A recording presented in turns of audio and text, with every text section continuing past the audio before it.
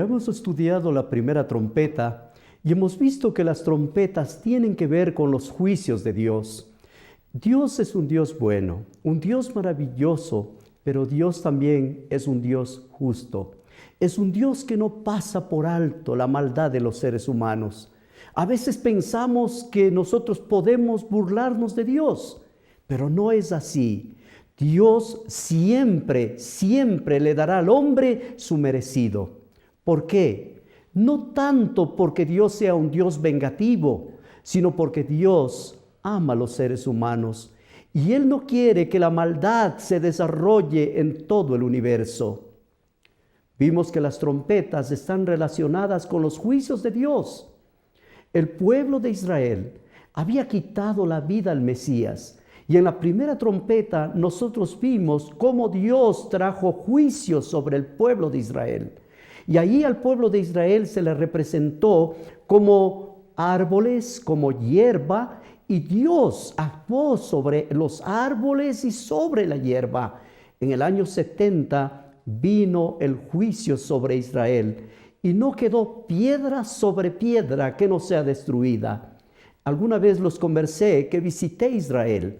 En Israel nosotros lo único que podemos encontrar de lo que fue el templo, ese templo hermoso que fue construido para la gloria de Dios, fue barrido.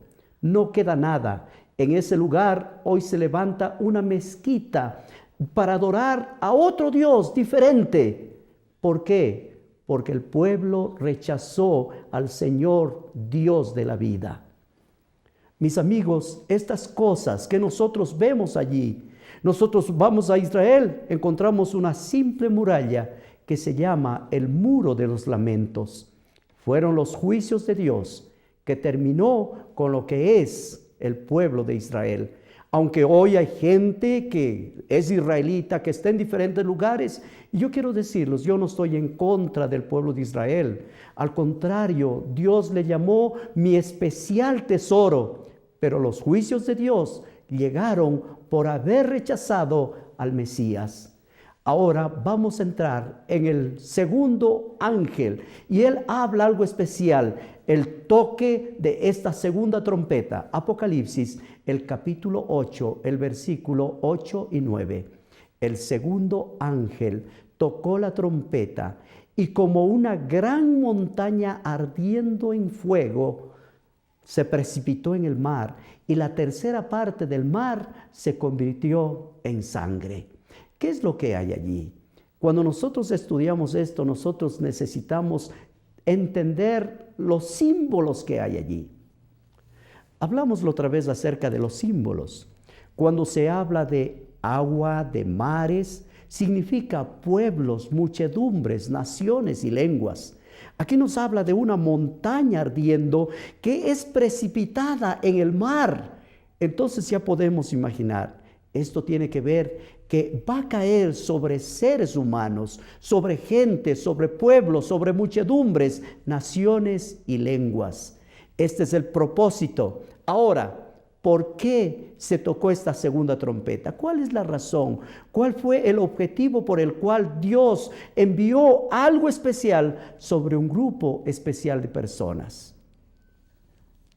En el versículo 9 dice, y murió la tercera parte de los seres vivientes que estaban en el mar, y la tercera parte de las naves fue destruida. Esto está en Apocalipsis capítulo 8, versículo 8 y 9.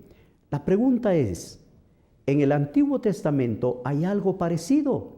Sí, hay algo parecido.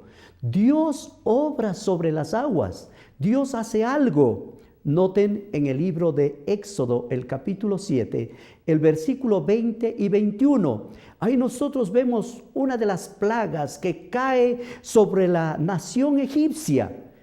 En Éxodo 7:20 dice, y Moisés y Aarón hicieron como Jehová lo mandó. Y alzando la vara golpeó las aguas que había en el río y en presencia del faraón y sus siervos, y todas las aguas que habían en el río se convirtieron en sangre. Esta es una plaga que Dios mandó sobre esta nación. ¿Por qué? Porque esta nación se había negado dar oído a las palabras de Dios. La palabra de Dios es: deja salir a mi pueblo, deja que mi pueblo salga para servirme. Pero el faraón, ¿qué pensaba? Él se creía que era Dios, él se creía autoridad sobre Dios, y Dios le envió una plaga para mostrarle que Dios, el Dios Todopoderoso, siempre está en control de las cosas. En el verso 21 dice: asimismo los peces que habían en el río murieron, y el río se corrompió, tanto que los egipcios no podían beber de él, y hubo sangre por toda la tierra de Egipto. ¡Qué tremendo! Esto era real.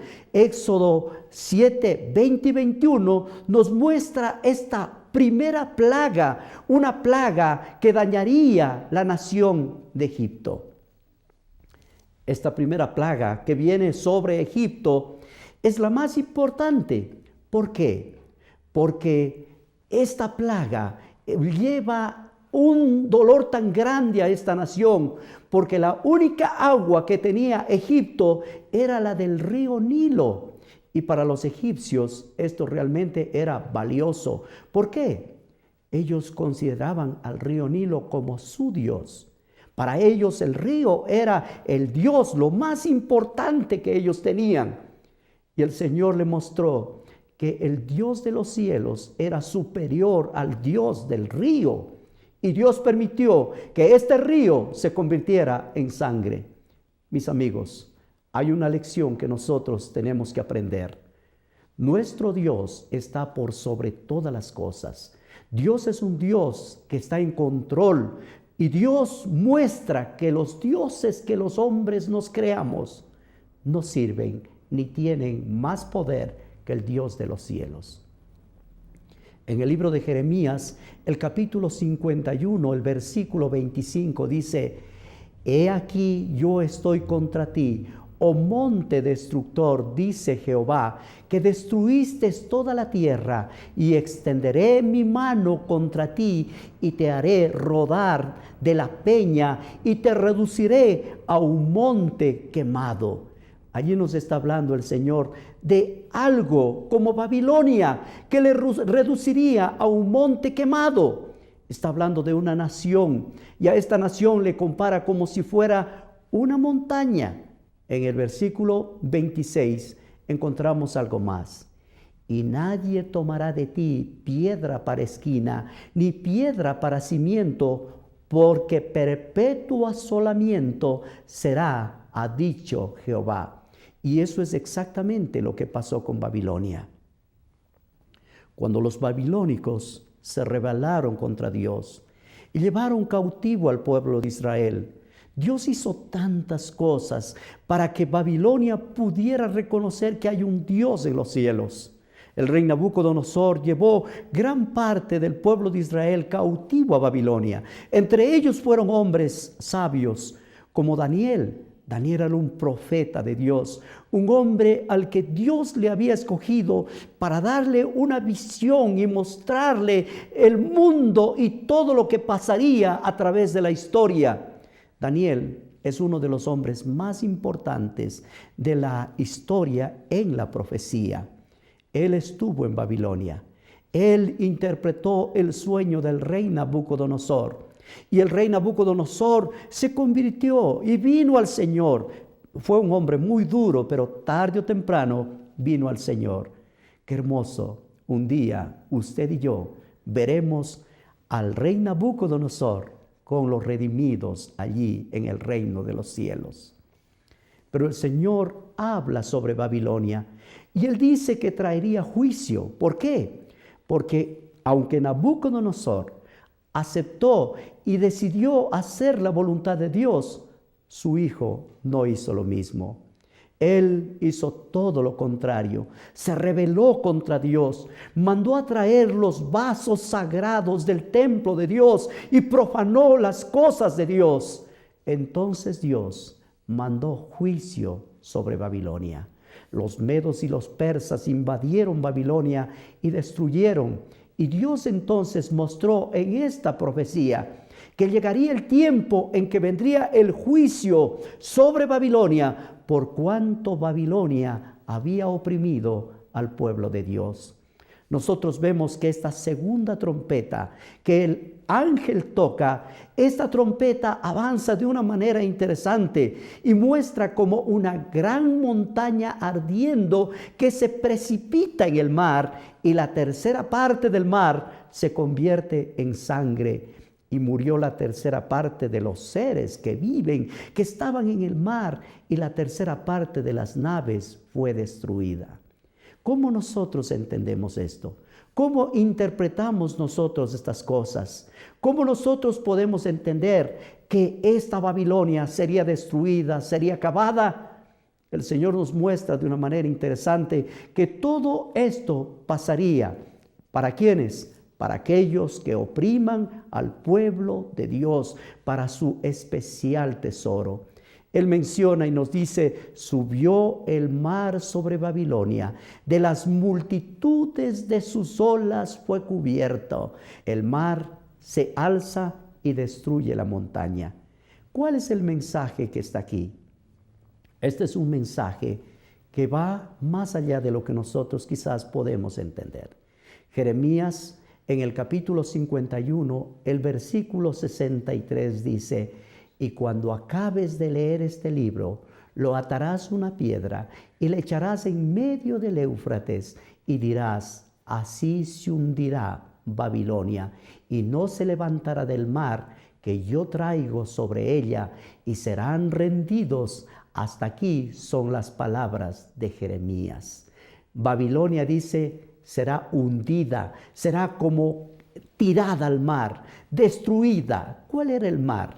El mar eran los medos y los persas que invadieron Babilonia y que destruyeron y acabaron. No dejaron nada de ese reino, y todo esto ahora pasó a mano de los persas. Babilonia iba a ser quemada, iba a ser destruida e iba a ser echada en el río Éufrates. En el libro de Daniel nosotros vemos que el pueblo de Dios, al final de la historia, se convierte en una gran montaña.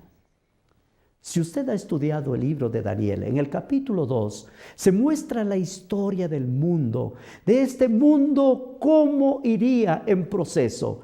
Allí se habla de 4 grandes reinos. Se habla de Babilonia, luego se habla de los medos y los persas. Después estos serían conquistados por los griegos y más tarde surgiría el Imperio Romano. Pero al final del Imperio Romano vendría una mezcla entre hierro y barro que representan naciones divididas. La antigua Babilonia se mostró que iba a ser destruida, y en el libro de Apocalipsis los hijos de Dios que fueron cautivos a Babilonia muestran una imagen que fueron maltratados, que sufrieron en el cautiverio. Pero Dios es un Dios que juzga, es un Dios que siempre traerá una respuesta para su pueblo, para que ellos no queden sin el juicio. Mis amigos, los juicios de Dios sobre la tierra siempre vendrán. Dios es un Dios justo. Nadie que hace lo malo puede mantenerse siempre diciendo: nada me va a pasar. No, mi amigo, la maldad siempre tiene su recompensa. Es mejor buscar el lado de Dios. Cuando nosotros nos vamos del lado de Dios y hacemos la voluntad de Dios, Dios promete su cuidado, su protección, su amor, su tierna ternura. Él es un Dios que cuida de sus hijos, que los ama y los ama tanto. No los abandona en medio del sufrimiento, no los abandona en medio del dolor. Yo le digo, querido amigo, usted está sufriendo, usted está pasando por momentos difíciles. Hay un Dios en los cielos. Él no se ha olvidado de usted. Él no se ha olvidado de su familia. Él no se ha olvidado de la gente que le está haciendo daño a usted. No, mi amigo, Dios no se olvida. Dios tiene siempre presente a sus hijos. Quizás hoy día usted no ve que Dios actúa, pero pasará un poco de tiempo y Dios actuará. Los justos siempre serán protegidos por Dios y los justos siempre recibirán el bien que Dios tiene para ellos, así como los malos también tienen su recompensa. Busque el lado maravilloso de Dios y deje que Dios obre en su vida y en la vida de su familia. Dios dice algo interesante. En el libro de Isaías, el capítulo 46, versículo 2 en adelante, fueron humillados, fueron abatidos juntamente, no pudieron escapar de la carga, sino que tuvieron ellos mismos que ir al cautiverio. Esto está hablando del pueblo de Israel. El pueblo de Israel fue al cautiverio con Babilonia. El pueblo de Israel sufrió allí en medio de la esclavitud, en medio del sufrimiento. Ellos pasaron días muy difíciles, pero el Señor todavía enviaba mensajes. Oídme, oh casa de Jacob, y todo el resto de la casa de Israel, los que son traídos por mí desde el vientre, los que sois llevados desde la matriz. Este es un mensaje hermoso. Oh casa de Israel, oh pueblo de Israel, tú que has sido llevado desde la matriz. Y esto me hace pensar, amigos, en este mundo, todos los seres que venimos a este mundo, estamos en los planes maravillosos de Dios. Todos los que nacimos, hemos nacido para vivir eternamente, pero Dios no nos obliga a vivir eternamente. Dios nos da la libertad de escoger, de elegir. Esa libertad que Dios nos da es lo maravilloso que el ser humano tiene. Dios nos dice que nos llamó desde la matriz. Dios nos dice que nos llamó desde el vientre de nuestra madre. Antes de que nosotros naciésemos, ya estuvimos en la mente de Dios. Piense esto. Dios pensó en usted, Dios pensó en su familia, Dios pensó en sus hijos, Dios pensó en todo lo que usted es y lo que su familia es. Pero Dios le cuidó desde que estuvo en el vientre de su madre y le dio la vida. Hoy usted tiene la vida, pero Dios le dice: hijo mío, dame tu corazón. Miren tus ojos por mis caminos. Y eso de mirar nuestros ojos, mirar con nuestros ojos el camino de Dios, nos da la certeza y nos da la seguridad.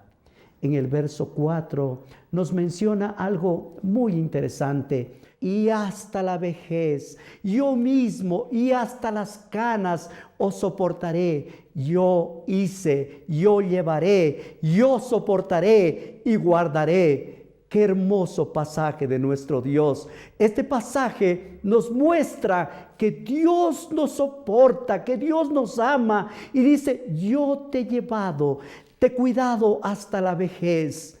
Quizás usted tiene ya unos años en la vida y usted cree que por la edad usted ha sido abandonado, que la gente cuando ya llega a la madurez, cuando ya llega a los 65 años, lo jubilan, lo archivan. Para los hombres ya no valemos. Pero yo quiero decirle una cosa, amigo. Usted para Dios es valioso. No importa cuántos años tenga. Si de su trabajo le jubilaron porque creen que ya no sirve, para Dios sirve. Piense un poquito en Juan, el que escribió el libro del Apocalipsis. Juan, a los 90 años, Dios le buscó en la isla de Patmos. Y allí, a los 90 años, él escribió este libro maravilloso. ¿Por qué? Porque Dios cuidó a Juan. Le cuidó desde niño, le cuidó cuando era joven, cuando Juan se acostaba en el pecho de Jesús. Y era el discípulo amado. Tanto lo amó Jesús a Juan, que él lo conservó y le conservó hasta los 90 años, dándole ¿qué? Un mensaje para el mundo entero. Para Dios los años no cuentan. Así que mi amigo, no importa la edad que usted tenga. Dios es un Dios que le cuida, un Dios que le ama, un Dios que le protege, un Dios que valora lo que usted es, porque los seres humanos valemos todo el tiempo de nuestra existencia. Si somos niños, si somos jóvenes, si somos adultos, no importa lo que seamos, para Dios somos el especial tesoro. Por eso el Señor nos habla de que Él cuida de sus hijos. Los juicios de la primera trompeta vinieron sobre el pueblo de Dios, sobre el especial tesoro de Dios. El juicio de la segunda trompeta no cae ya sobre los hijos de Dios, sino viene sobre un grupo diferente. ¿Cuál es este grupo diferente? Cuando el ángel toca la trompeta, como una gran montaña ardiendo se precipitó en el mar, y la tercera parte del mar se convirtió en sangre, y murió la tercera parte de los seres vivientes que estaban en el mar, y la tercera parte de las naves fueron destruidas. Apocalipsis 8, versículo 8 y 9. En el Antiguo Testamento, los hombres eran simbolizados como peces. Usted va a decir, hombre simbolizado como pez. Sí, en el libro de Habacuc, el capítulo 1, el versículo 14 dice, y haces que sean los hombres como los peces del mar.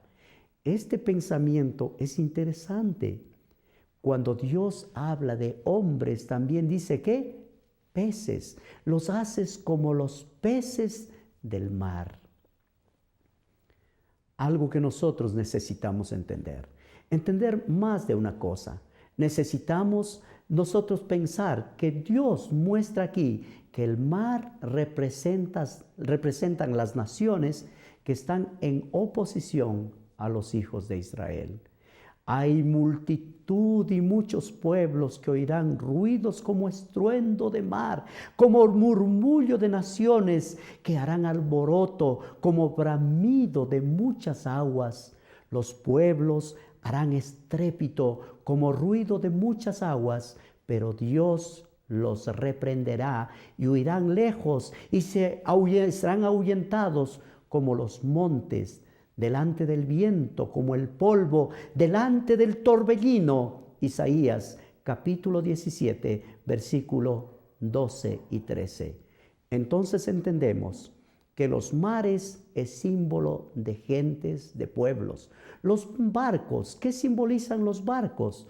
Los barcos representan el orgullo humano.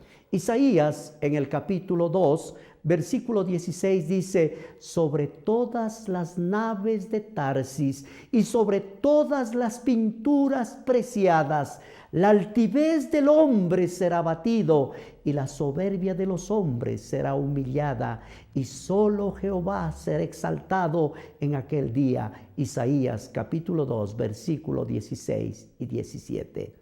El mar representa el río de Babilonia, el río Éufrates, como el río Nilo en los egipcios. Los mares y los ríos tenían una representación. El segundo ángel tocó la trompeta. Como una gran montaña ardiendo se precipitó en el mar, y la tercera parte del mar se convirtió en sangre, y murió así la tercera parte de los seres vivientes que estaban en el mar, y la tercera parte de las naves fueron destruidas. Aquí ya nosotros vemos varias cosas que necesitamos analizar, que necesitamos pensar. ¿Qué está pasando aquí? ¿Qué es lo que representan estas imágenes? Estas imágenes tienen que ver con los enemigos del pueblo de Dios, con el pueblo que había quitado la vida al Mesías. Aquí aparece un juicio que viene contra los que oprimen al pueblo de Dios. Después de la cruz hay una idea interesante. Cuando quitaron la vida a Cristo Jesús, se unieron el pueblo judío junto con el imperio, con la gente del Imperio Romano. Pero una vez que Dios juzgó al pueblo de Israel, el pueblo de Israel fue cautivo, fue destruido, fue dañado. pero entonces ahora vino los juicios de Dios sobre aquellos que destruyeron al pueblo de Dios, o sea, al imperio romano. Dios mandó un juicio sobre los romanos. Estos también recibieron el castigo por haber destruido al pueblo de Dios.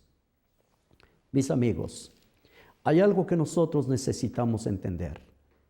Si los hijos de Dios hacen cosas indebidas, hacen algo malo, recibirán su castigo. Pero cuando el pueblo de Dios se arrepiente, cuando un hijo de Dios vuelve otra vez a las manos del Señor, Dios entonces va a obrar de una manera especial, va a destruir a los que están destruyendo a los hijos de Dios. Y esto es lo que pasó en la segunda trompeta. ¿Por qué? Ahora vino la destrucción sobre el imperio romano. El imperio romano fue destruido por la invasión de los bárbaros que vinieron, por esas tribus que vinieron y destruyeron uno de los imperios más extraordinarios de la tierra. Cuando cayó el imperio romano, cayó la ciencia, cayó todo lo que tenía que ver con la sabiduría, con el conocimiento que había habido en ese tiempo. La ciencia de ese tiempo pasó a otro pueblo, ya no quedó más entre los romanos. Y vino un tiempo de oscuridad, de tristeza sobre las naciones. ¿Por qué? Porque ellos habían destruido al pueblo de Dios, habían quitado la vida al Mesías, habían destruido todo lo que era preciado para Dios. Roma fue destruida. Roma no quedó más. Roma está relacionado con Babilonia. Noten cómo escribe Pedro en 1 de Pedro 5:13, dice: la iglesia que está en Babilonia, elegida juntamente con vosotros, mis amigos, siempre relacionaron los primeros cristianos a Roma como Babilonia. Entonces, esta montaña ardiendo representan los pueblos que destruyeron a lo que es el imperio romano. Se acabó el imperio romano, fue destruido todo, pero una cosa quedó que Dios siempre está en control de este mundo. Dios es ese Dios que está en control. La explicación es que Roma va a caer bajo los mares de las naciones y el imperio romano cayó con todos los que vinieron y que estaban allí. Los bárbaros entraron, destruyeron y acabaron con el imperio romano. Las aguas se convirtieron en sangre. Se acabó todo lo que ellos habían construido y después de esto vino mucho sufrimiento. La Edad Media que se conoce fue la edad más triste para la sociedad porque toda la sociedad sufrió la caída de esto. Todo quedó destruido. El conocimiento de la Edad Media pasó de los romanos a los islámicos. ¿Usted sabe esto? Los islámicos tomaron control, pero mis amigos, Dios todavía está en control. Que Dios le ayude a seguir adelante, porque Dios es un Dios bueno y maravilloso.